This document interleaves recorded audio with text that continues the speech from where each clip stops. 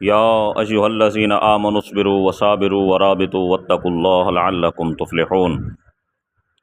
اللہ رب العزت کا فرمان ہے کہ اے ایمان والو، فی نفس ہی صبر کرو اور لوگوں کی زیادتیوں پر بھی صبر کرو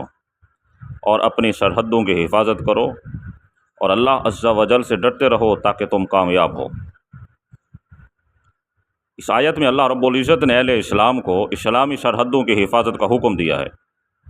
اللہ رب العزت کے حکم کی تعمیل لازمی ہے اور باعث ثواب ہے،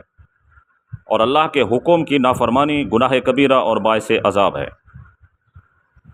اسلامی سرحدوں کی حفاظت کرنا کوئی عام کام نہیں ہے، عام عمل نہیں ہے، اس کے بہت سے فضائل ہیں۔ نبی کریم رؤوف الرحیم خاتم النبیین صلی اللہ تعالیٰ علیہ وسلم نے ارشاد فرمایا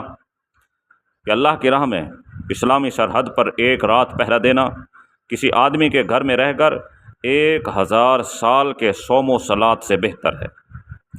یعنی جو بندہ گھر میں رہ کر عبادت کرے اور عبادت بھی اس طرح ہو کہ پورا 1000 سال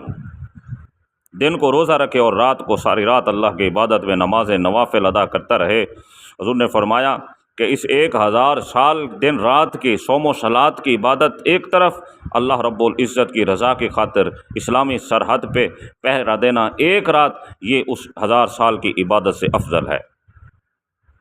اسی طرح نبی کریم صلی اللہ علیہ وسلم نے فرمایا کہ کیا میں تمہیں لیلۃ القدر سے افضل رات نہ بتاؤں؟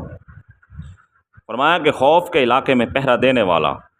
جسے یہ خدشہ ہو کہ شاید وہ اپنے گھر والوں کی طرف واپس لوٹ کر نہ جا سکے، اس کا ثواب لیلۃ القدر سے بھی افضل ہے۔ اور رسول اللہ صلی اللہ علیہ وآلہ وسلم کی ایک اور بشارت، حضور نے فرمایا کہ اللہ کی راہ میں صبح کو شام کو نکلنا، پہرا دینا ان تمام چیزوں سے بہتر ہے جن پر سورج طلوع ہوتا ہے اور سورج غروب ہوتا ہے۔